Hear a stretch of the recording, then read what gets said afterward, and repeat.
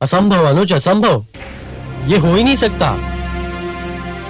मुझे खेद है, मैं तुम्हारी इच्छा को ठुकरा रहा हूं, परंतु इसका मुझे हर्ष भी हो रहा है कि मैं अपनी अंतरात्मा की पुकार को सुन रहा हूं। असुरलोक के सिंहासन पर तुम ही बैठोगे, असुरलोक के सम्राट तुम ही बनोगे अनुज। भ्राताश्री, आप मेरे ज्येष्ठ भ्राता है, पिताश्री की ज्येष्ठ पुत्र है। परंपरा यही है कि राजा की मृत्यु के उपरांत उसका ज्येष्ठ पुत्र ही उसका स्थान लेता है। मुझे तो ज्ञात ही नहीं था कि मैं असुरलोक सम्राट का पुत्र हूँ। मैं तो यह समझता रहा कि मैं कामरूप नरेश का पुत्र हूँ। परंतु पुत्र, अब तो तुम्हें ये ज्ञात हो चुका है कि तुम ही मेरे ज्येष्ठ पुत्र हो, और पुत्र प्रहलाद के ज्येष्ठ भ्राता भी। अब तो तुम ही इस परिवार के बड़े हो। बड़ा आयु से नहीं, बुद्धि से होता है, और मेरा अनुज बुद्धि में मुझसे आगे है, मुझसे महान है। मैं केवल इतना जानता हूँ कि आप मेरे ज्येष्ठ भ्राता हैं, और ज्येष्ठ भ्राता के रहते छोटे भाई को युवराज बनने का अधिकार नहीं। तुम्हारा ज्येष्ठ भ्राता तो उसी दिन मर गया था जिस दिन उसे काले विषैले नाग ने डस लिया था। उसके मृत शरीर से जो जीवित शरीर उठा था, वो तो तुम्हारे अनुयायी का, तुम्हारे श्रद्धालु का शरीर था, तुम्हारे ज्येष्ठ भ्राता का शरीर नहीं अनुज। परंतु पुत्र। नहीं माताश्री, ये एक ऐसा सत्य है जिसमें किंतु और परंतु के लिए कोई स्थान नहीं। सिंहासन के उत्तराधिकारी का चुनाव आयु नहीं, योग्यता के आधार पर होना चाहिए। भ्राताश्री, असुरलोक की परंपरा निभाना भी हमारा धर्म है। परंपराएं हम बनाते हैं, यदि हम ही इन्हें बनाते हैं तो हम इन्हें तोड़ भी सकते हैं। यदि असुरलोक वासियों ने ये परंपरा बनाई है तो लो, आज एक असुर उसे तोड़ भी रहा है। यदि तुम्हारा यही हठ है कि मैं तुम्हारा ज्येष्ठ भ्राता हूं, तो सुनो, मैं तुम्हें आदेश देता हूं, असुरलोक के सिंहासन पे विराजमान हो जाओ, असुरलोक का राजपाट संभालो। पुत्र, यह नहीं मानेगा। राज सिंहासन सोना नहीं रहना चाहिए। यदि पुत्र आह्लाद की यही इच्छा है तो जाओ और तुम ही मुकुट धारण करो। अब प्रजा अपने नए सम्राट को देखने के लिए व्याकुल हो रही है। इसे मेरा भी आदेश समझो पुत्र।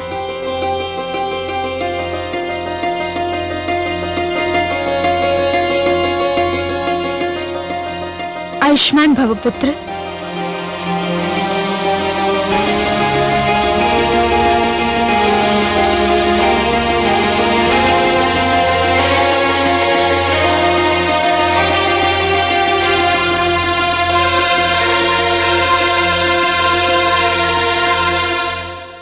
मैं मां हूं, धरती मां। अधिकार प्राप्त करना जितना कठिन है, अपने अधिकार का त्याग करना भी उतना ही, बल्कि शायद उससे भी अधिक कठिन है। ज्येष्ठ पुत्र होने के नाते हिरण्यकशिपु के सिंहासन पर आह्लाद का ही अधिकार था, परंतु उसे याद था कि प्रहलाद ने उस पर क्या उपकार किया था, और वो जानता था कि प्रहलाद कितना महान है। इसलिए उसने अनुरोध किया कि प्रहलाद ही असुर लोक का सम्राट बने, और प्रहलाद ने भी राजा बनते ही सिद्ध कर दिया कि आह्लाद का त्याग अनुचित नहीं था। परंतु राजा बन जाना सरल है, पर इस महान पद की मर्यादा बनाए रखना कठिन है। प्रहलाद ने कई वर्ष बड़ी योग्यता से राजधर्म निभाया, पर उसकी परीक्षा की घड़ी अभी आनी शेष थी, और वो घड़ी आ ही गई। सावधान, सावधान! असुर कुलभूषण, कयाधुनंदन, प्रजावत्सल, महान्यायवादी, करुणामूर्ति महाराज प्रहलाद महारानी धृति समेत पधार रहे हैं।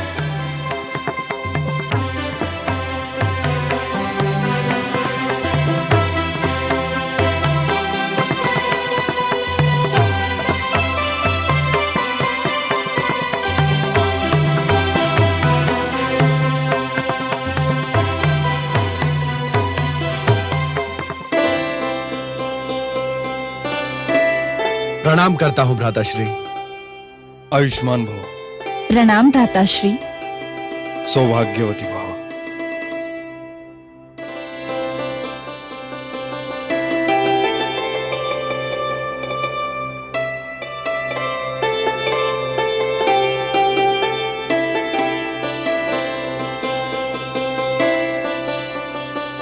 भूखे शिशु को देखकर जिस प्रकार माता उसे दूध पिलाने दौड़ती है, सूखे पेड़ पौधों को देखकर माली जिस प्रकार जल लेकर दौड़ता है, उसी प्रकार यदि प्रजा के कष्टों का समाचार सुनकर राजा न दौड़ पड़े तो उसके राजा होने पर धिक्कार है। मेरे राज में अधर्म और अन्याय के लिए कोई स्थान नहीं। भय और आतंक का युग समाप्त हो गया है। मेरे राज में राजनीति का धर्म होगा, किंतु धर्म की राजनीति नहीं होगी। दुहाई है महाराज, दुहाई है, दुहाई है महाराज, दुहाई है महाराज, दुहाई है, दुहाई है महाराज, दुहाई है। महाराज देखिए अपने सैनिकों का अन्याय, मुझे व्यर्थ में सता रहे हैं, मुझसे मेरा नवजात शिशु छीन रहे हैं। सैनिकों, एक माता से उसका पुत्र छीन लेना हत्या से भी गंभीर अपराध माना जाएगा, और यदि यह अपराध सिद्ध हो गया तो तुम्हें प्राणदंड भी मिल सकता है। हाँ महाराज, इन्हें प्राणदंड मिलना ही चाहिए। महाराज, हमने ये बच्चा नहीं छीना है। ये स्त्री इस स्त्री से बच्चा छीनने का प्रयास कर रही थी। हाँ महाराज। ये दूसरी स्त्री कौन है? महाराज, ये मेरा बच्चा चुरा कर लिए जा रही थी, तब मैंने इसे पकड़ा। स्त्री तो माता होती है, मातृ स्वरूपा होकर भी तुमने इस दुखियारी का नवजात शिशु चुराया। ये झूठ है महाराज, ये नवजात शिशु मेरा पुत्र है। क्या? ये झूठ बोल रही है महाराज। नहीं महाराज, मैं सत्य बोल रही हूँ। मैंने इस बालक को 9 महीने अपनी कोख में रखा है, मैंने इसे जन्म दिया है। महाराज, ये मेरा पुत्र है। नहीं महाराज, ये झूठी है, पांच है। मैं इस बच्चे की माँ हूँ, कृपा मुझे मेरा बच्चा दिलाइए।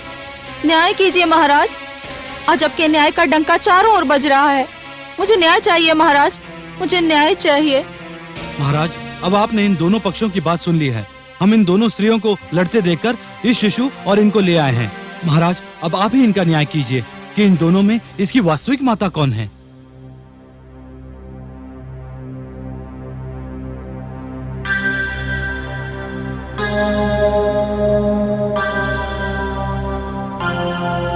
मौन क्यों धारण कर लिया महाराज?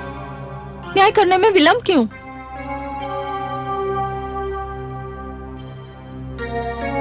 न्याय होगा कल यहीं इसी सभागार में।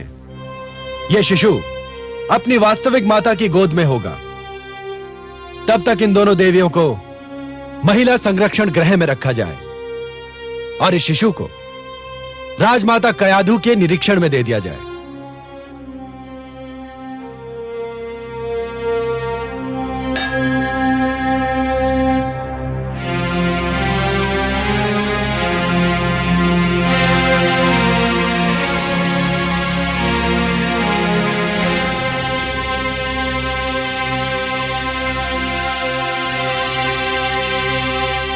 माते,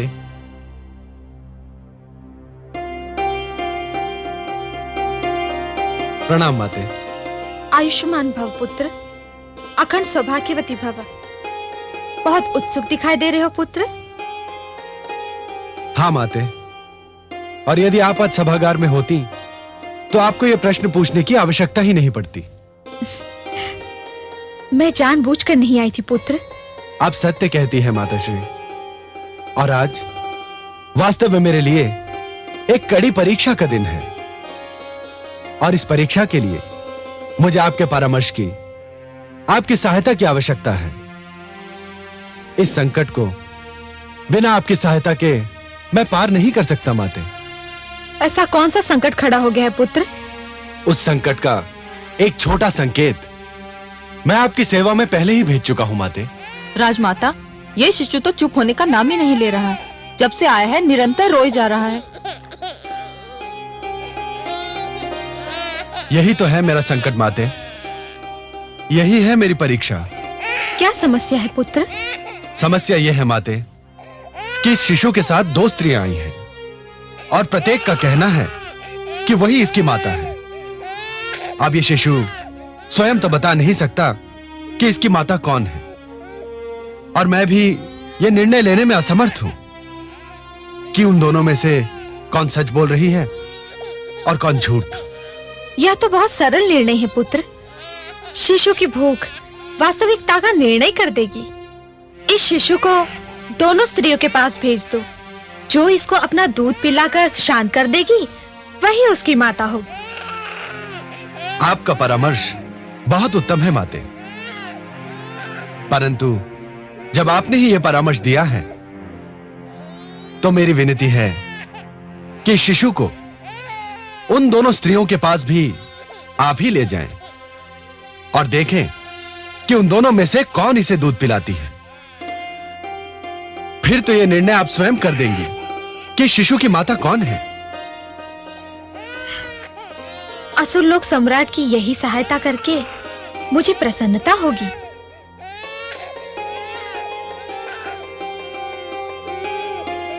चलो अब माता इस समस्या का समाधान अवश्य कर देंगी।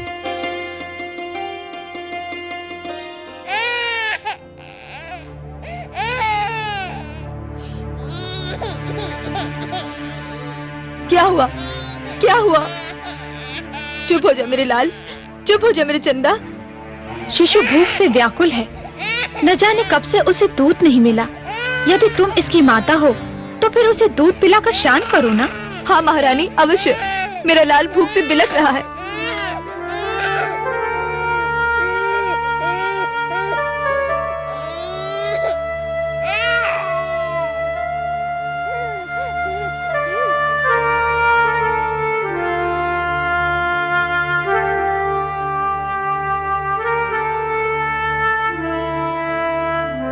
हो ना हो, शिशु की माता यही है। सत्य है महारानी। क्यों महारानी, ऐसा किस आधार पर कह रही हैं आप? देख नहीं रही हो? भूखा शिशु कितने प्यार से इसका दूध पी रहा है। क्या यह इसका प्रमाण नहीं कि यही इसकी माता है? यह तो अन्याय है महारानी। क्यों? आपने स्वयं देखा कि बालक भूख से बिलख रहा था। यदि इस अवस्था में कोई भी स्त्री उसे दूध पिलाती तो वह पीने लगता। तुम कहना क्या चाहती हो? यही, यदि दूध पिलाना ही माता होने का प्रमाण है तो फिर मुझे भी अवसर दिया जाए। यदि यह मेरा बच्चा है तो मेरा दूध भी पी लेगा। ठीक है, तुम्हें भी अवसर दिया जाएगा। इस शिशु को इस महिला की गोद में दे दिया जाए। जो आज्ञा महारानी।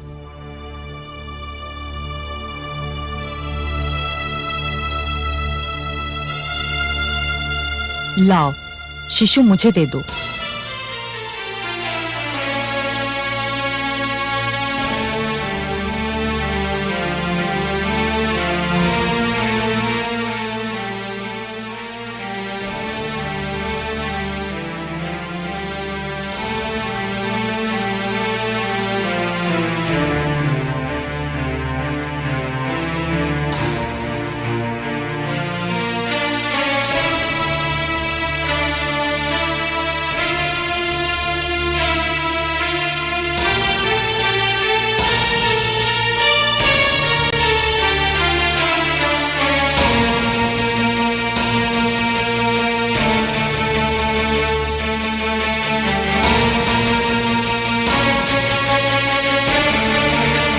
माते, क्या हुआ माते? हो गया निर्णय? किसने दूध पिलाया शिशु को? क्या आपने जान लिया कि शिशु की माता कौन है? नहीं पुत्र, मैं स्वयं दुविधा में पड़ गई। मैं समझा नहीं माते। मैं शिशु को लेकर दोनों स्त्रियों के पास पहुंची। यह देखकर मेरे आश्चर्य की सीमा न रही कि शिशु ने बारी बारी दोनों का दूध पिया। वह बहुत भूखा था। उसकी भूख तो मिट गई, परंतु मेरे लिए यह निर्णय करना कठिन हो गया कि शिशु की वास्तविक माता कौन है। शिशु को दूध पिलाने की कसौटी पर दोनों ही पूरी उतरी।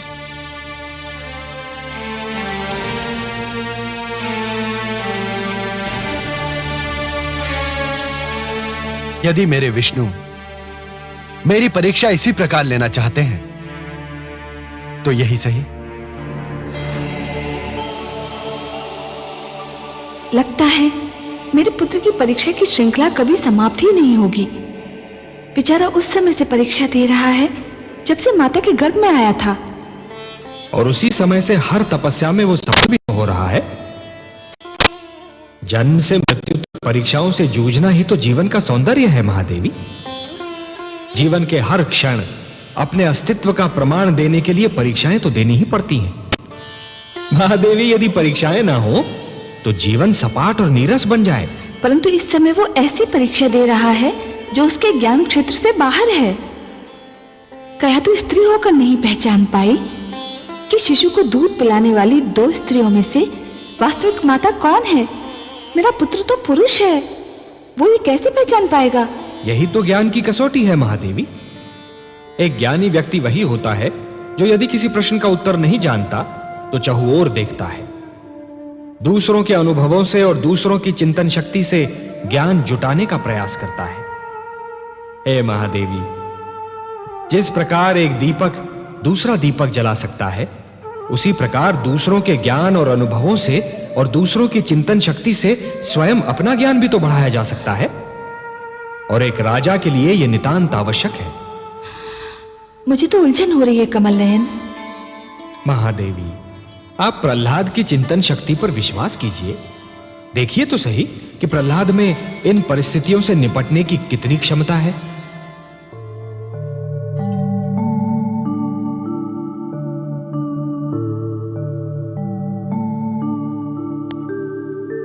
तो तुम दोनों अब भी यही कहती हो कि तुम ही इस शिशु की माता हो और दूसरी झूठी है। मैं इस स्त्री के विषय में नहीं जानती, पर ये शिशु मेरा पुत्र है। ये स्त्री झूठी है। और तुम क्या कहती हो? महाराज, ये दुर्भाग्य है कि एक माता को अपना मातृत्व सिद्ध करना पड़े, पर मैंने इस शिशु को जन्म दिया है। महाराज, मेरी समझ में नहीं आ रहा कि निर्णय करने में देर क्यों हो रही है। राजमाता स्वयं देख चुकी हैं कि शिशु ने मेरा दूध पिया था। अब और अधिक प्रमाण की क्या आवश्यकता है? स्त्री, शिशु ने दूध इसका भी पिया था। आप स्वयं माता है महारानी, आप तो जानती हैं कि भूख में शिशु की क्या दशा होती है। शिशु न जाने कब से भूखा था, इसलिए हम दोनों का दूध पी गया। सभी सभासद ध्यान दें, इस विवाद का अंत अब हो ही जाना चाहिए। न्याय में विलंब अन्याय होता है। इस विवाद को हर ढंग से जांचने के उपरांत मैं इस निष्कर्ष पर पहुंचा हूं कि यह निर्णय करना कठिन ही नहीं, असंभव है कि इन 2 नारियों में इस शिशु की वास्तविक माता कौन है और यह शिशु किसको दिया जाए। अब केवल एक ही उपाय रह गया है। सेनापति, आज्ञा सुलोक सम्राट। वधिक को बुलाया जाए।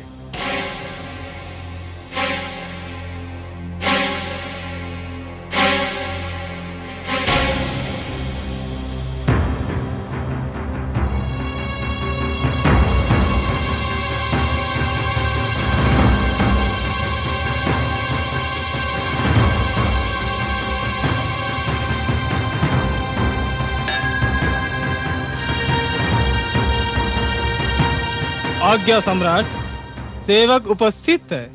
क्योंकि यह सिद्ध नहीं हो पा रहा है कि शिशु की वास्तविक माता कौन है, मेरा निर्णय है कि शिशु के शरीर के 2 टुकड़े कर दिए जाएं, आधा एक को और आधा दूसरी को दे दिया जाए। वधिक, इस शिशु के 2 टुकड़े कर दो। जो आज्ञा। नहीं लाओ शिशु। नहीं नहीं नहीं नहीं महाराज, नहीं, इस शिशु के 2 टुकड़े न कीजिए। ये शिशु स्त्री को ही दे दीजिए। मुझे नहीं चाहिए शिशु। मैं आपके हाथ जोड़ती हूँ, इस शिशु को इसे ही दे दीजिए। देख लिया महाराज, सत्य सामने आ ही गया। मैं ना कहती थी यह शिशु मेरा है, इसकी माँ मैं हूँ। यह स्त्री तो झूठी है। झूठी वो नहीं, झूठी तुम हो।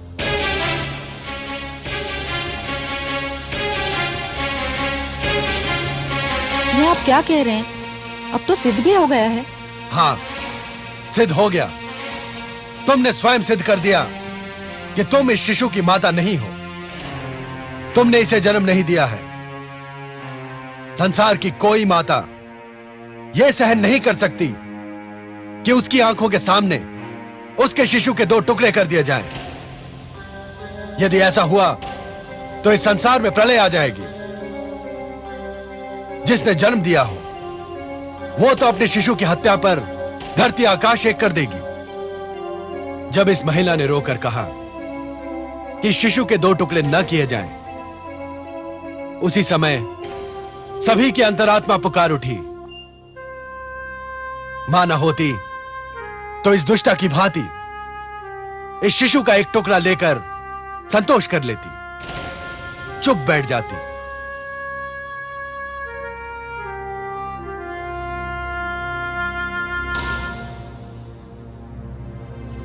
मेरा निर्णय यह है कि इस शिशु को इसकी वास्तविक माता को दे दिया जाए।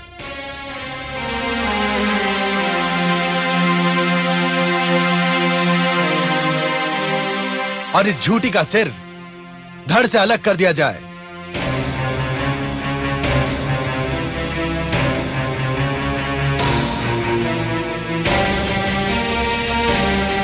पथिक, हमारी आज्ञा का पालन हो। जो आज्ञा महाराज।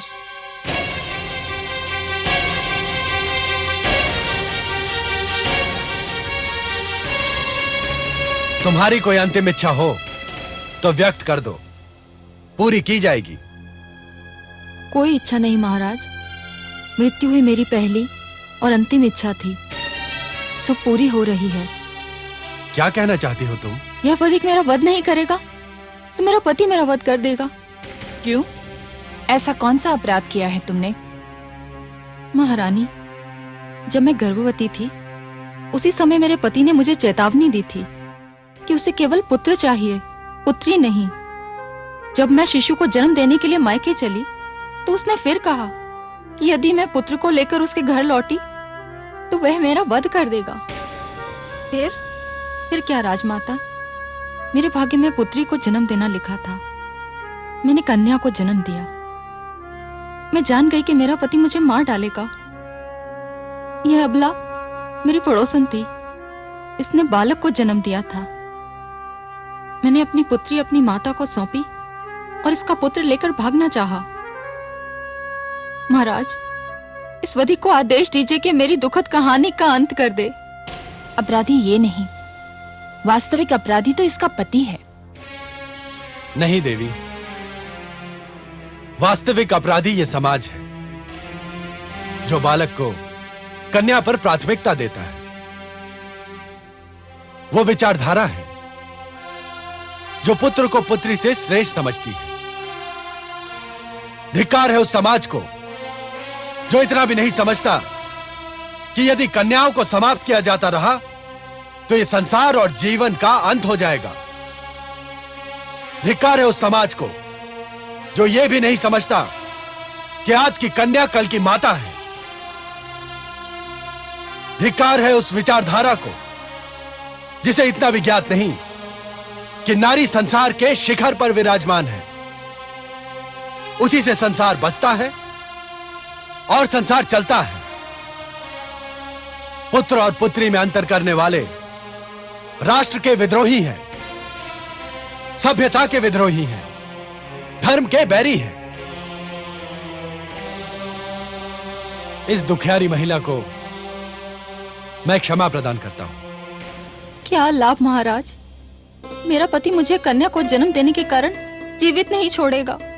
सेनापति, आज्ञा सम्राट। इस नारी को इसकी पुत्री सहित इसके पति के घर पहुंचाया जाए और इसके पति को हमारी ओर से चेतावनी दी जाए कि यदि उसने अपनी पत्नी या पुत्री को तनिक भी कष्ट पहुंचाया तो उसे बहुत कठोर दंड दिया जाएगा। सम्राट प्रहलाद की, सम्राट प्रहलाद की, सम्राट प्रहलाद की। आज तो चमत्कार हो गया कमल नयन। आपने सच कहा था। प्रहलाद ने पुत्रवधू धृति की प्रतिक्रिया को कसौटी बनाकर उचित निर्णय दिया। महादेवी, किसी भी व्यक्ति को तैरना तभी आ जाता है जब वो जल में गिर जाता है। आपके पुत्र प्रहलाद ने भी विकट परिस्थितियों का सामना किया, तभी उसका विवेक जागा। जिस प्रकार कुंदन बनने के लिए सोने को पहले अग्नि में तपना पड़ता है, उसी प्रकार किसी भी व्यक्ति को अपनी भीतर की क्षमताओं को जानने के लिए परीक्षा की अग्नि में तपना पड़ता है महादेवी। परंतु मुझे तो आश्चर्य हो रहा था कि प्रहलाद जैसे कोमल स्वभाव और करुणा भरा हृदय रखने वाले ने मृत्युदंड दे कैसे दिया, और वो भी एक नारी को। इसका सारा श्रेय तो दैत्य गुरु शुक्राचार्य को जाता है महादेवी, और इसी से उनका अस्तित्व भी सिद्ध होता है। मैंने आपसे कहा था ना कि दैत्य गुरु शुक्राचार्य बाहर से दिखने में कितने ही स्वार्थी और दुर्गुणी क्यों न दिखाई दें, परंतु भीतर से ज्ञान का भंडार है। नीति शास्त्र में आज भी उनके समक्ष कोई नहीं ठहर सकता। यह तो उन्हीं की शिक्षा का फल है महादेवी, जो आपका पुत्र प्रहलाद राजा का दायित्व निभा पाया। परंतु मेरी चिंता कुछ और है महादेवी। आपकी चिंता? भला आपको क्या चिंता है? महादेवी, जिस प्रकार एक कृषक लहराते हुए खेत को देखकर प्रसन्न तो हो जाता है, परंतु उसके मन में एक आशंका रहती है कि क्या अगले वर्ष भी खेती यूं ही लहराएगी या सूखी रह जाएगी। मेरे मन में भी यही आशंका है महादेवी कि प्रहलाद की बनाई हुई परंपरा उसकी अगली पीढ़ियों तक बनी रहेगी या नहीं। हाँ, मेरा पौत्र विरोचन अब युवा होने वाला है। देखते हैं वो अपने पिता से कौन से गुण प्राप्त करता है। हाँ महादेवी, प्रहलाद की एक परीक्षा यह भी होगी कि जिन आसुरी प्रवृत्तियों को उसने बदल दिया, क्या वो उन्हें दोबारा उभरने से रोक पाता है? क्योंकि पुत्र मोह संसार की सबसे कठिन परीक्षा है। मां हूं, धरती मां। भगवान श्री विष्णु ने जब माता लक्ष्मी से कहा कि यदि नई पीढ़ी को पिछली पीढ़ी के यश संभालने के लिए स्वयं भी उन परंपराओं का पालन करना पड़ता है जिनके कारण पिछली पीढ़ी को यश प्राप्त हुआ था, तो मैं समझ गई कि प्रहलाद की कथा में कोई नया और रोमांचक मोड़ आने वाला है, जिसका संबंध उसके पुत्र से है। महाराज बनने के उपरांत प्रहलाद की न्यायप्रियता की धाक बैठ चुकी थी। हर ओर उसके न्याय की चर्चा थी। महारानी धृति ने उसे 3 सुंदर पुत्र दिए, जिनमें सबसे बड़ा पुत्र विरोचन था।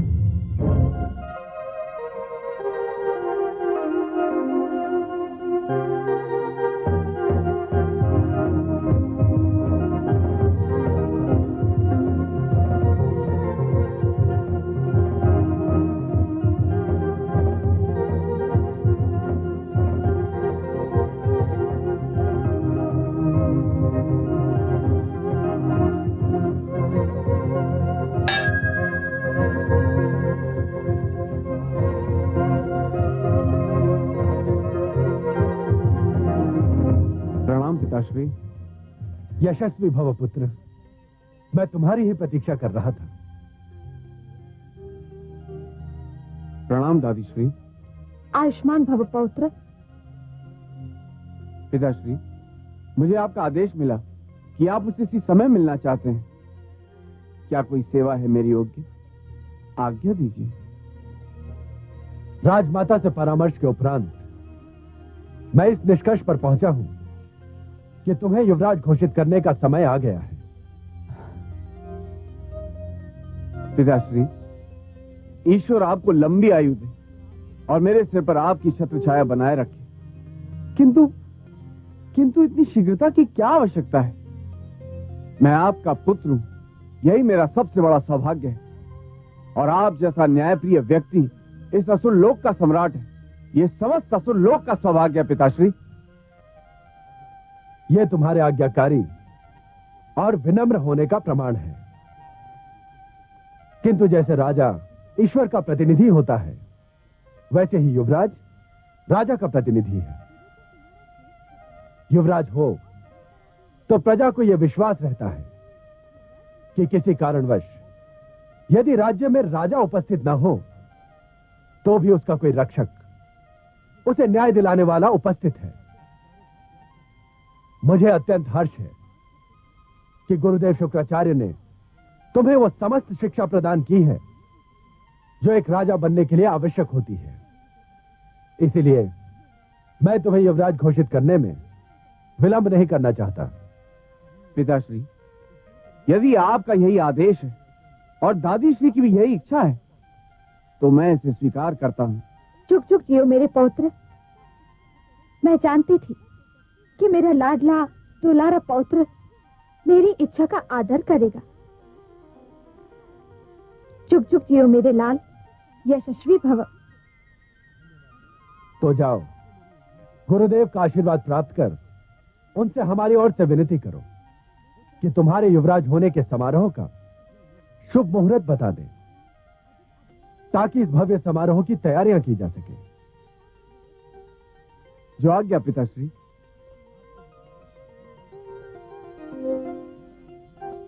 धृति शुभ समाचार को सुनकर अत्यंत प्रसन्न होगी माते। अवश्य पुत्र। आइए माते।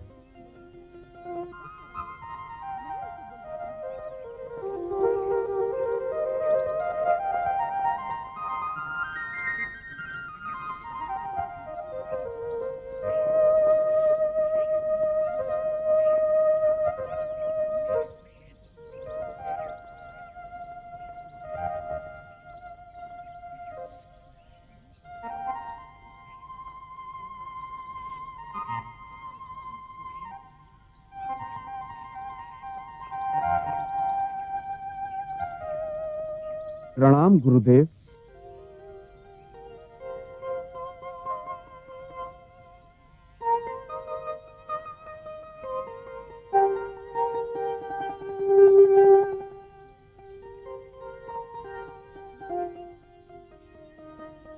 यशस्वी भव, तेजस्वी भव।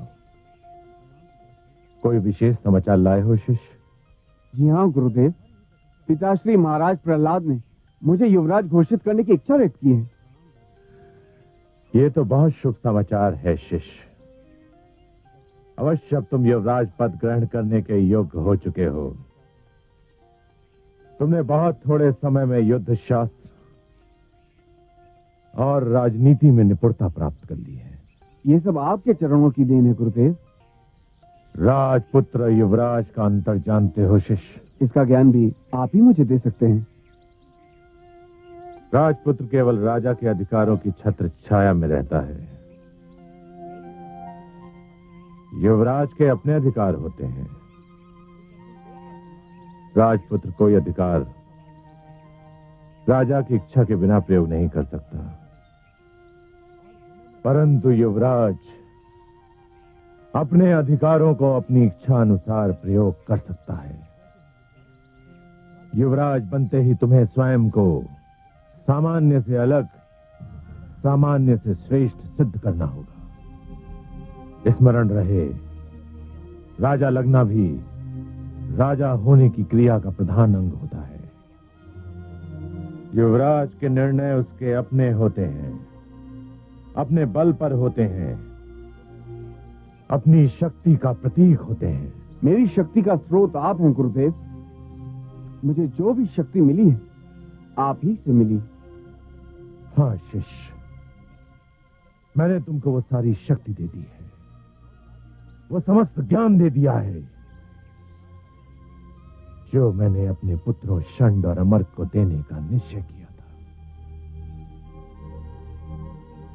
वे दोनों मुझे छोड़कर चले गए। अब तुम ही मेरे शिष्य भी हो और पुत्र भी। मैं आपका आभारी हूं गुरुदेव। शिष्य विरोचन, युवराज राज का स्तंभ होता है, राजा के उपरांत ही नहीं, राजा के साथ ही युवराज पर राज का बोझ होता है। मेरी इच्छा है कि जितना शीघ्र संभव हो तुम प्रहलाद के कंधों का बोझ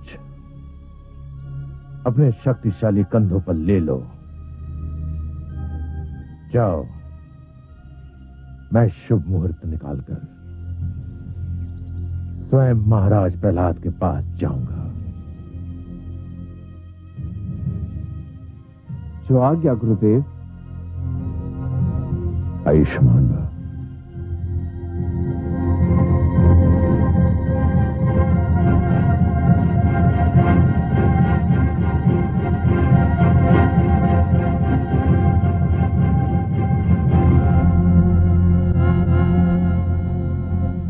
विष्णु, तुम्हारे भक्त प्रहलाद ने मुझसे मेरे पुत्र तो छीन लिए, पर उसे ज्ञात नहीं कि मैं अपनी हार तो स्वीकार कर सकता हूं, पर उसे भूल नहीं सकता।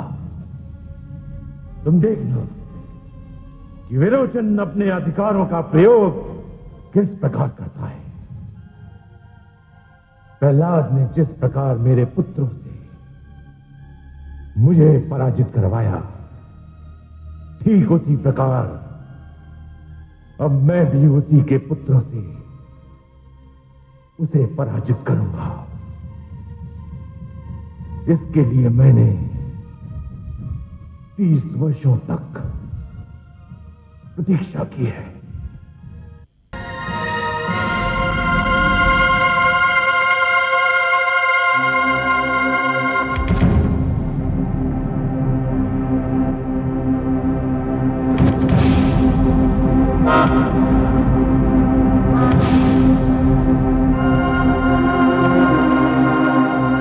राजकुमार विरोचन सभागार में पधार रहे हैं।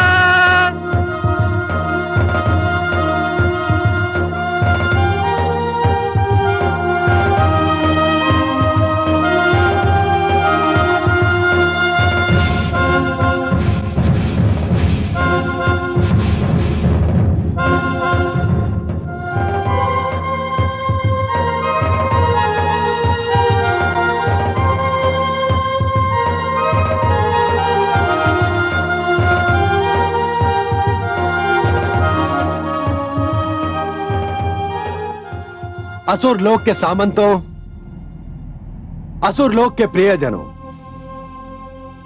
जब सूर्य नहीं रहता तो प्रकृति आकाश में चंद्रमा को सजा देती है। प्रकृति ने यह नियम इसलिए बनाया है ताकि सृष्टि में सदा उजाला रहे। कुछ ऐसी ही दशा राज्य की भी होती है। राज्य में सदैव न्याय और सुव्यवस्था का उजाला बना रहना चाहिए।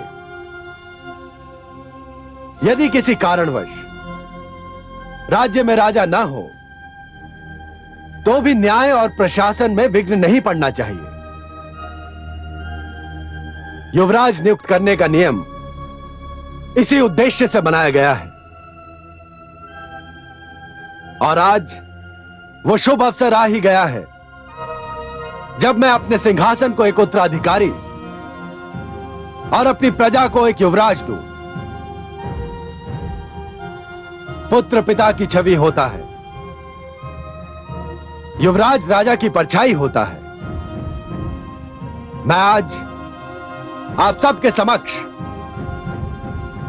आप सबको साक्षी बनाकर अपने ज्येष्ठ पुत्र विरोचन को अपने सिंहासन का उत्तराधिकारी और आपका युवराज घोषित करता हूं। युवराज विरोचन की जय! युवराज विरोचन की जय! युवराज विरोचन की जय! युवराज विरोचन की जय! युवराज विरोचन की जय!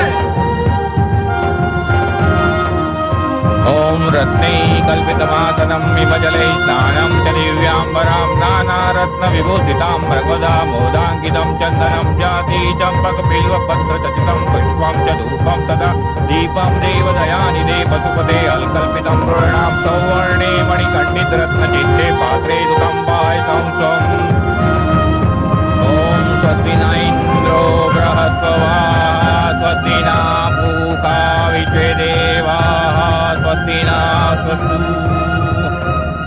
ॐ रत्ने कल्पितमासनं विमजले स्नानं च दिव्याम्बरं नानारत्नविभूषितां नर्मदा मोदाङ्कितं चन्दनं जाति चम्पकबिल्वपत्रचकितं पुष्पं च धूपं तथा दीपं देवदयानिधे वसुपते अलकल्पितं पूर्णां सौवर्णे मणिकण्डितरत्नचित्ते पात्रे दुतं पायसं भक्तं पञ्चविधि वयोधितं रम्भाफलं पानकं शाकानायमयुज्जलम् यशस्वी भाव।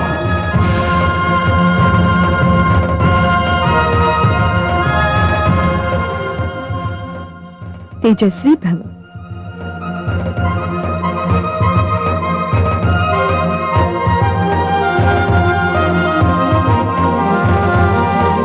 दीर्घायु भव पौत्र।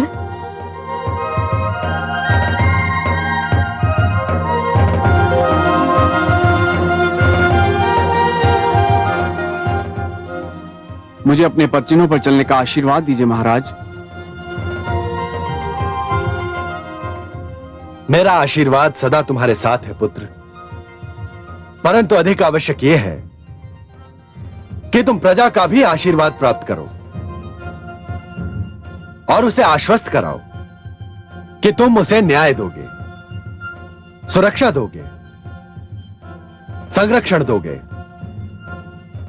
तुम सदैव उसके सुख, समृद्धि और कल्याण की सोचोगे। यशस्वी भव पुत्र।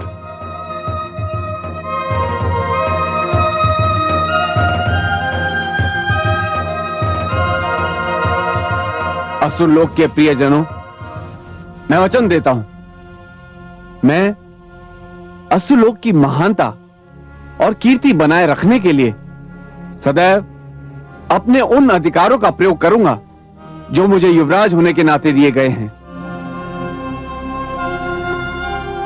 मैं इस राज्य की शक्ति में समृद्धि, वृद्धि और ख्याति के लिए सदैव तन मन से तत्पर रहूंगा। युवराज विरोचन की जय! युवराज विरोचन की जय! युवराज विरोचन की जय! युवराज विरोचन की जय! युवराज विरोचन की जय!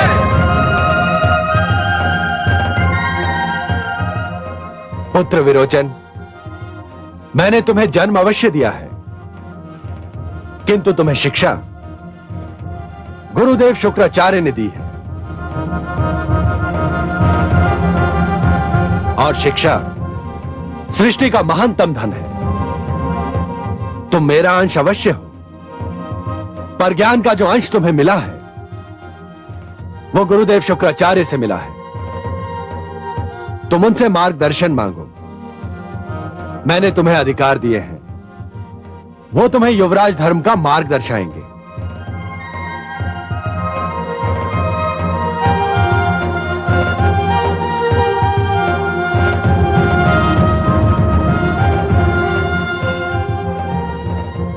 हे महान गुरु, हे विद्या मूर्ति, हे ज्ञान और नीति के महानतम ज्ञाता, मेरा मार्गदर्शन कीजिए और मुझे बताइए कि मैं अपने युवराज जीवन का शुभारंभ किस प्रकार करूं। प्रिय शिष्य, तुम आखेट से अपने इस नए पद का शुभारंभ करो। आखेट से? हे गुरुदेव, इस महान पद का आरंभ एक ऐसी क्रिया से क्यों हो जिसका विशेष और प्रमुख अंग है हत्या? महाराज, आखेट राजाओं के गौरव का प्रमुख कारण है। आखेट राजाओं के अधिकार का मुख्य प्रतीक है। लक्ष्य साधना, शत्रु को घेरना, शत्रु को भयभीत करना आखेट के अंग है। आखेट युद्ध का अभ्यास होता है। युद्ध का एक छोटा सा रूप है। होता है गुरुदेव, अवश्य होता है, परंतु एक निर्दोष और असहाय पशु की हत्या भी आखेट का मुख्य अंग होता है। तो क्या हुआ महाराज? जीवा जीवस्य भोजनम, जीवी जीव का भोजन होता है। पशु भी तो एक दूसरे की हत्या करते हैं। जब उनमें दोष नहीं तो आखेट में क्या दोष है? हे गुरुदेव, पशु एक दूसरे की हत्या करते हैं अपना आहार प्राप्त करने के लिए, परंतु आपने स्वयं कहा जीवा जीवस्य भोजनम। प्रकृति ने एक पशु को दूसरे पशु का आहार बनाया है, परंतु आहार के लिए पशु की हत्या करना और अपने मन बहलावे के लिए पशु की हत्या करने में अंतर है। नहीं राजमाता, नहीं। राजा यदि न्याय देता है तो दंड भी देता है, उचित समय पर विनम्रता का प्रदर्शन करता है तो उचित समय पर कठोरता का प्रमाण भी देता है। राजा में यदि प्रजापालन का गुण होना चाहिए तो एक वधिक की प्रवृत्ति भी होनी चाहिए। आखेट इसी प्रवृत्ति को जन्म देता है। गुरु की आज्ञा का पालन करना मेरा धर्म है और मैं इस आदेश का पालन अवश्य करूंगा। यशस्वी भाव। हे कमल नयन, दैत्य गुरु शुक्राचार्य ये कैसी शिक्षा दे रहे हैं? वो मेरे पौत्र को हत्या और हिंसा का मार्ग दिखा रहे हैं। महादेवी, हिंसा की प्रवृत्ति तो प्राणियों के जीवन प्रणाली में बसी हुई है। मानव समाज जब तक हिंसा से घृणा करने का गुण उत्पन्न नहीं करता, तब तक वो किसी न किसी रूप में हिंसा का प्रयोग करता रहेगा। कभी राज्य के नाम पर, कभी युद्ध के नाम पर, कभी अधिकार के नाम पर और यदि कुछ भी नहीं तो आखेट के नाम पर। महादेवी, जिस दिन मानवीय मन से स्वार्थ नाम का रोग निकल जाएगा ना, उस दिन हिंसा भी समाप्त हो जाएगी और फिर शुक्राचार्य जैसे गुरुओं की आवश्यकता भी समाप्त हो जाएगी। तो क्या पौत्र विरोचन पुत्र प्रहलाद के पदचिन्हों पर नहीं चल पाएगा? महादेवी, जिस प्रकार पहले अंकुर जन्म लेता है, फिर वही अंकुर पौधा बन जाता है, पौधा वृक्ष में परिवर्तित होता है और तब जाकर वृक्ष में फल आते हैं, उसी प्रकार सबसे पहले मन में सुंदर विचारों का जन्म होता है। फिर वही सुंदर विचार मन में भक्ति को जन्म देते हैं और तब जाकर भक्ति जीवन के सुंदर नियम उत्पन्न करती है। महादेवी, प्रहलाद ने जिस भक्ति की प्रवृत्ति को जन्म दिया है, उसे जीवन का नियम बनने में अभी देर है। आसुरी प्रवृत्तियां इतनी सरलता से पीछा नहीं छोड़ेंगी। उन्हें दूर करने में कई पीढ़ियां बीत जाएंगी। महादेवी, असुर राजवंश में हिरण्यकशिपु के अहंकार और प्रहलाद की भक्ति के बीच एक मौन युद्ध चल रहा है। अब देखना यह है कि जीत किसकी होती है, हिरण्यकशिपु के अहंकार की या प्रहलाद की भक्ति की।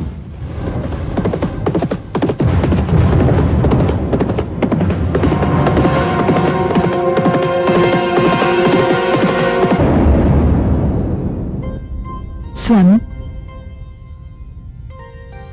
आपको पुत्र विरोचन का आखेट पर जाना अच्छा नहीं लगा ना? प्रश्न अच्छा या बुरा लगने का नहीं है देवी।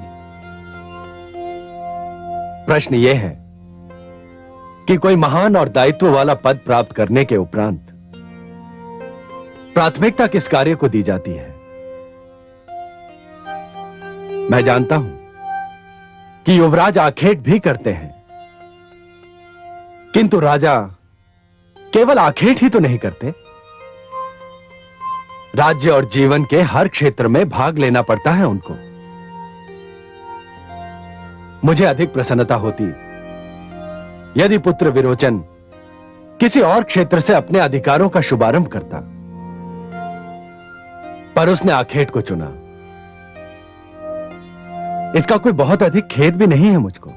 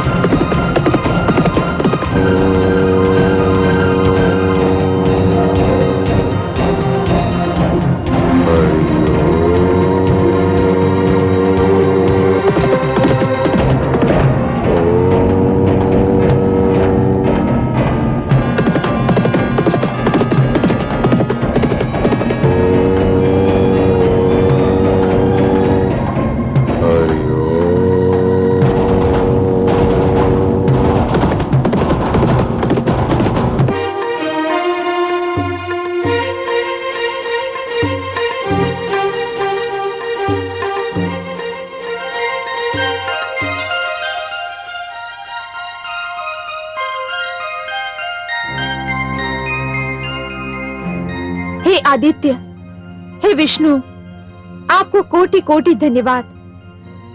आज मेरा पौत्र विरोचन युवराज बन गया है। एक स्त्री के लिए इससे बड़ा सौभाग्य और क्या हो सकता है कि वह अपने ही जीवन में अपने पुत्र को सिंहासन पर विराजमान और अपने पौत्र को युवराज बनते देख ले। आप धन्य है प्रभु, धन्य है आप।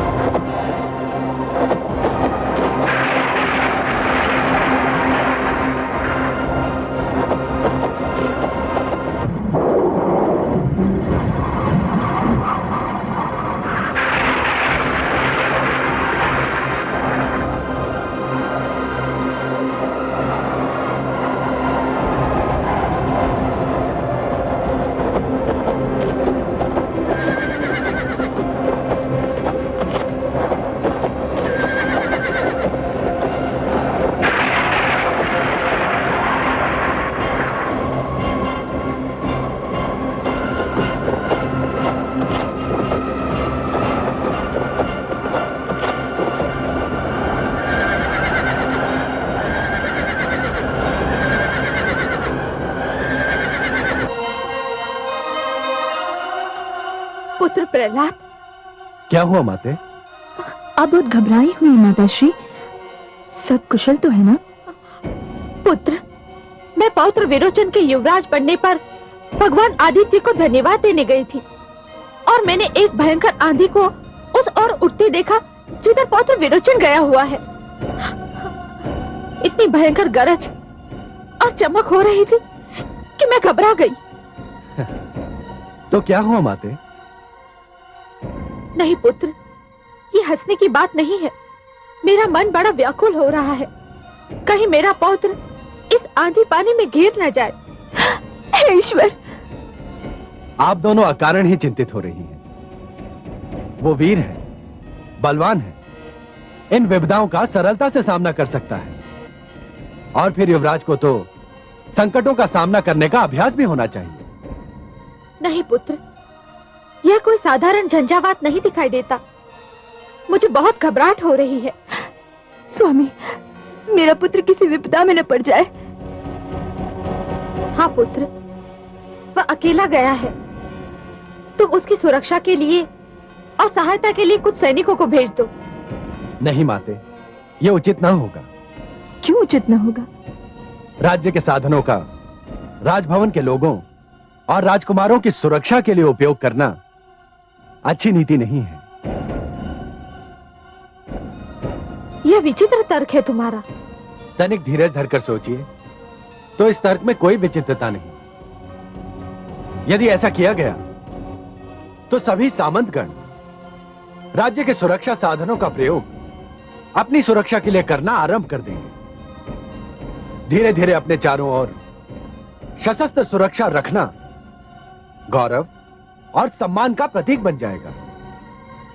इससे एक तो राज्य के राजकोष पर बोझ पड़ेगा और दूसरा राज्य और सामान्य नागरिकों की सुरक्षा की ओर से ध्यान हट जाएगा। सुरक्षा में घिरे हुए राज कर्मचारी प्रजा से दूर होते जाएंगे। परंतु स्वामी, इसका ये अर्थ तो नहीं कि राज परिवार को असुरक्षित छोड़ दिया जाए। राजा और शासक को अपनी सुरक्षा से अधिक प्रजा की सुरक्षा पर ध्यान देना चाहिए महारानी। परंतु विरोचन केवल युवराज ही तो नहीं, हमारा पौत्र भी तो है। अवश्य है। पुत्र का संरक्षक पिता होता है। मैं एक राजा के रूप में नहीं, एक पिता के रूप में भी उसकी रक्षा करना चाहता हूं। जब से आपने आंधी की बात कही, मैं स्वयं अपने पुत्र के लिए चिंतित हूं। मैं स्वयं उसकी सहायता करूंगा, परंतु इस कार्य के लिए राजा के अधिकारों का प्रयोग नहीं करूंगा। आप चिंतित ना हो महारानी, मैं स्वयं जा रहा हूं।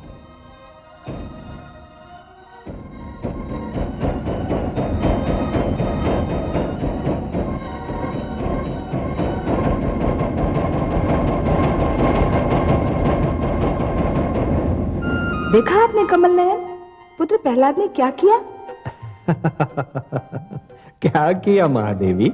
पुत्र की रक्षा के लिए इतने भयानक झंझावात में स्वयं राजभवन से निकल पड़ा। तो ये तो बहुत अच्छी बात है। आपको तो प्रसन्न होना चाहिए कि आपके पुत्र ने पितृधर्म का निर्वाह किया। मानती हूँ कमल नयन, परंतु पुत्र प्रहलाद को अपने प्राण संकट में डालने के स्थान पर सैनिकों को सहायता के लिए भेज देना चाहिए था। इस विषय में मैं कयाधु और धृति से सहमत हूँ। और इस विषय में मैं आपके पुत्र प्रहलाद से पूर्णतया सहमत हूँ। क्यों? क्यों? सुना नहीं आपने उसका तर्क? उसके तर्क में कितना बल है। महादेवी, राजा केवल अपने पुत्र का पिता नहीं होता, समस्त प्रजा का पिता होता है। समस्त प्रजा की संतान उसकी अपनी संतान होती है।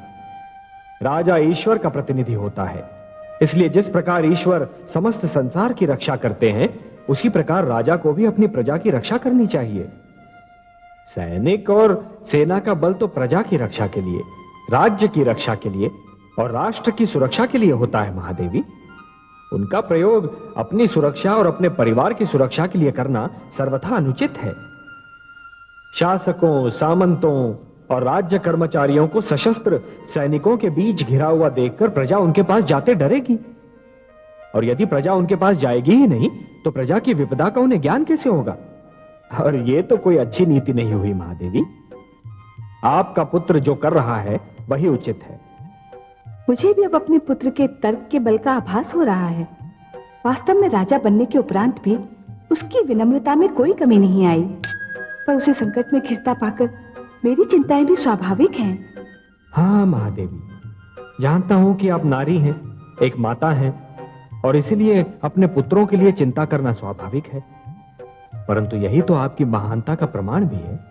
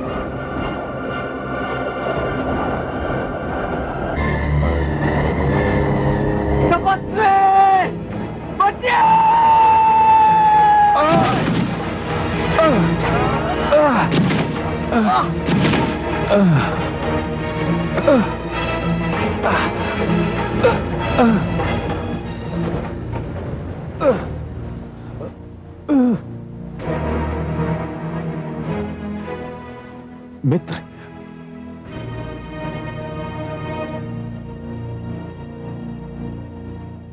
आप कौन हैं और इस घने वन में क्या कर रहे हैं?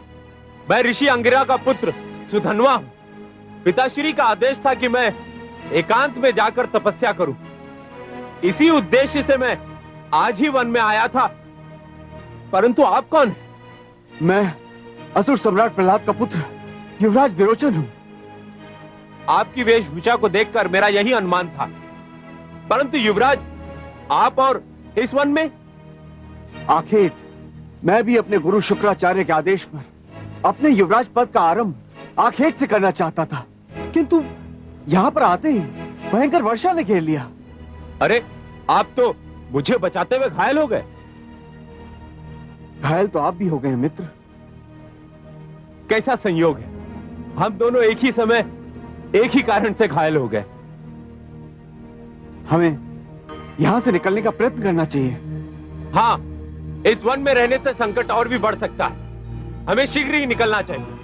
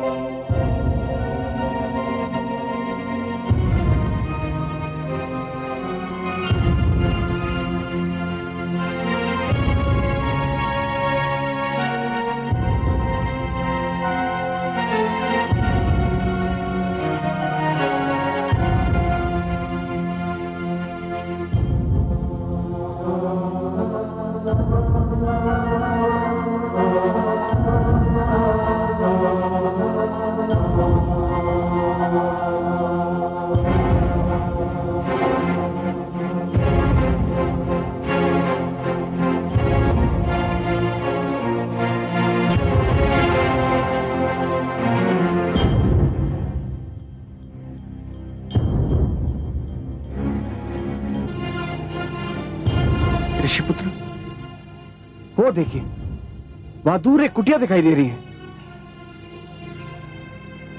इस वन के पास कुटिया होने का अर्थ यही लगता है कि किसी ऋषि की कुटिया है। चलो युवराज, लगता है भाग्य हमारा साथ दे रहा है। चलिए।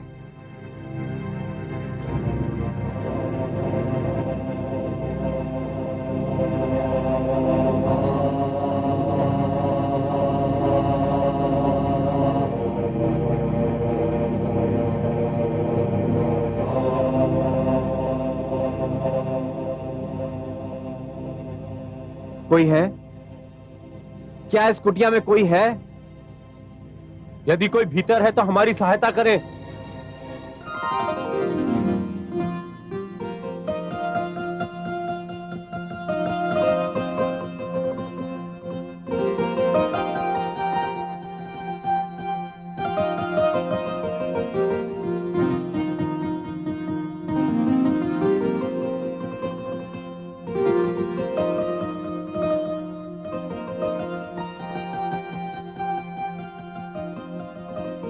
अरे, आप दोनों तो बहुत घायल हैं। शीघ्र भीतर आइए, आपके घावों पर लेप लगाने की आवश्यकता है।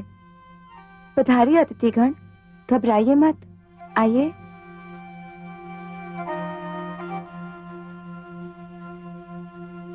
आप दोनों को अब कोई कष्ट नहीं होगा।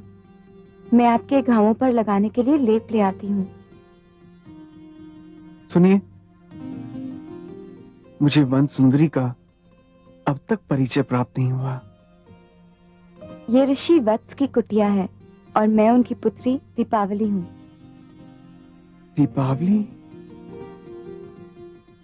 मैं इस कुटिया से फूटने वाले प्रकाश को दूर से दीपक का प्रकाश समझ बैठा था, किंतु अब ज्ञात हुआ वो प्रकाश दीपक का नहीं था।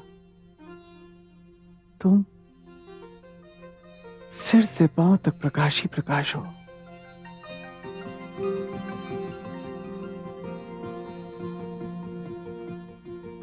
जिसने भी तुम्हारा नाम दीपावली रखा है, बहुत सोच समझ के रखा है। वास्तव में तुम जहां भी होगी वहां उजाला ही उजाला होगा। मुझे आप दोनों के घाव और पीड़ा की चिंता है और आप दोनों कविता कर रहे हैं। ठहरिए, मैं आपके लिए लेप ले आती हूँ।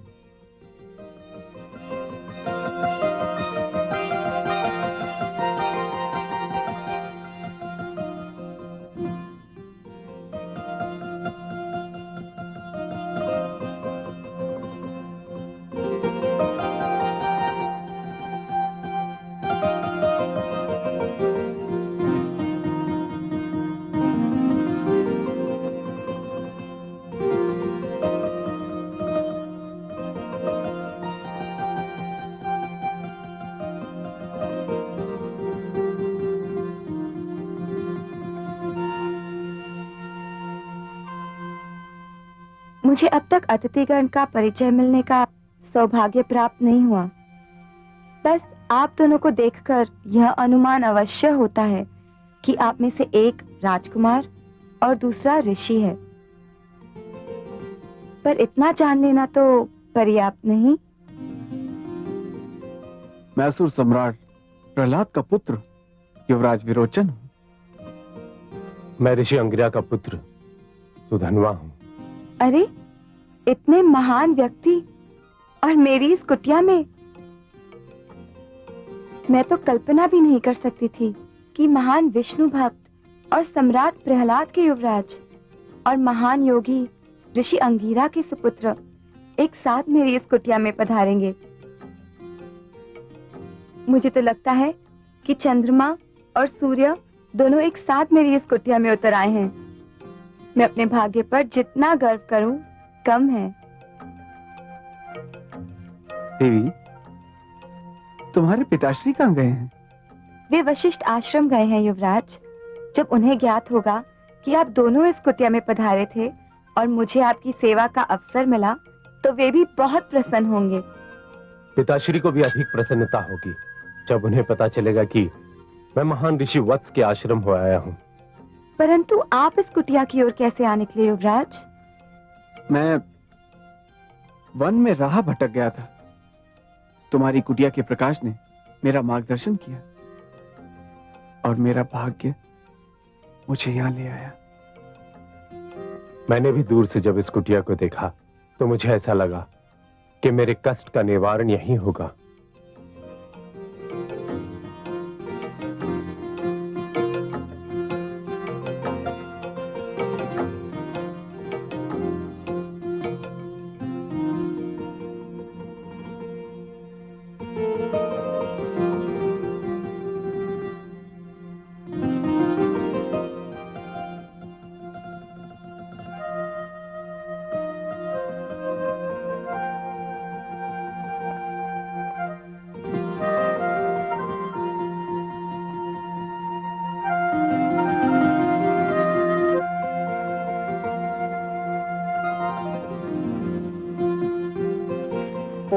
भद्रं कर्णैर्विशृणुयाम देवः भद्रं पश्येमाक्षभिर्यजत्राः स्थिरैरङ्गैस्तुष्ट्वाग्रं तस्तनूभिर्व्यसेमहि देवहितं यदायुः। ॐ हरियमणं देवं कन्या।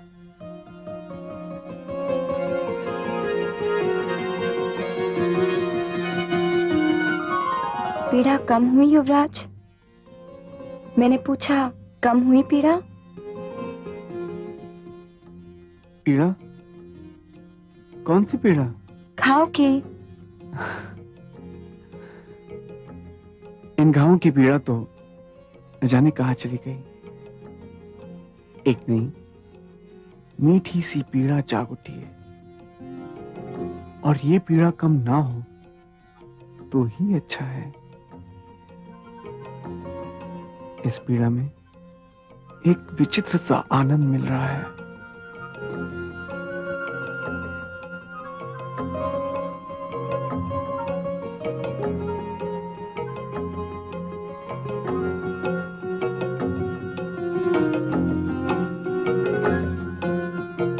लाइए, आपके घाव पर भी लेप लगा दूं।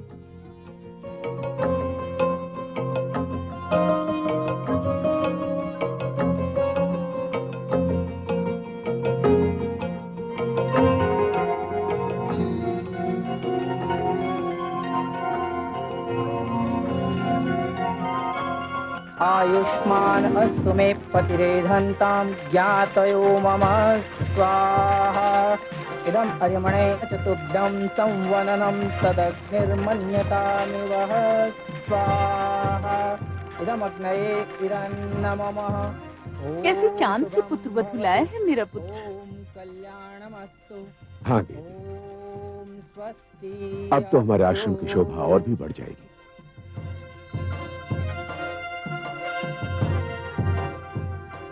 अब कैसा लग रहा है ऋषिपुत्र? कहाँ खो गए थे आप? मैं पूछ रही थी अब घाव की क्या दशा है? तुम्हारे हाथों में न जाने कौन सा जादू है देवी।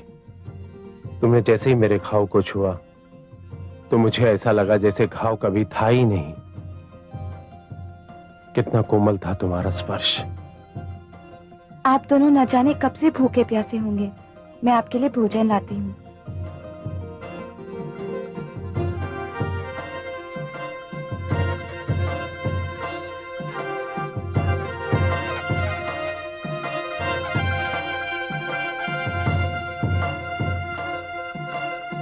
भोजन ग्रहण कीजिए अतिथिगण।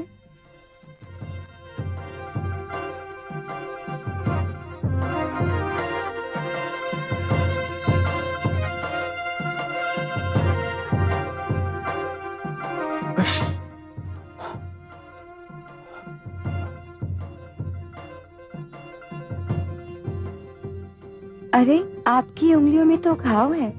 लाइए, स्वयं मैं खिलाती हूँ।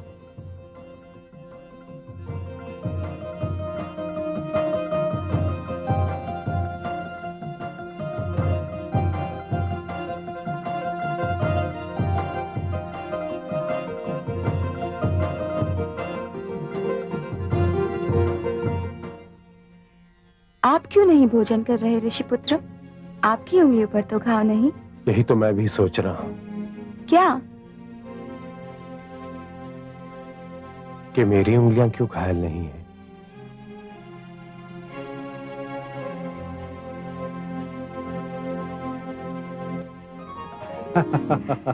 देखिए आपने प्रेम की लीला महादेवी। मैं तो इसमें भी आप ही की लीला देख रही हूँ कमल नयन। मैंने तो सृष्टि की नींव ही प्रेम पर रखी है महादेवी। जब ब्रह्मा ने मनु और शतरूपा को जन्म दिया था तो मैंने उन दोनों के मन में चुपके से प्रेम की भावना को डाल दिया था। प्रेम जीवन की महान शक्ति है, महान प्रेरणा है। प्रेम मन में विनम्रता, विचारों को सहनशीलता और जीवन को दुख झेलने की क्षमता देता है। पर उस समय क्या होता है कमल नयन, जब एक ही दीपक पर दो पतंगे पागल हों और एक ही पुष्प के दो मतवाले हों? तब तो प्रेम कथा में रस और बढ़ जाता है महादेवी, और विवेक की कड़ी परीक्षा होती है। तभी तो अवसर मिलता है ये देखने का कि कौन स्वार्थी है और कौन त्याग कर सकता है, कौन प्रेम को शक्ति से जीतना चाहता है और कौन प्रेम को केवल प्रेम से जीतना चाहता है। न जाने विरोचन और सुधर्मा में से दीपावली का प्रेम कौन जीत पाता है? ये तो ब्रह्मा ही जाने। आप तो बस उनके प्रेम की सुंदर लीला को देखती रहिए।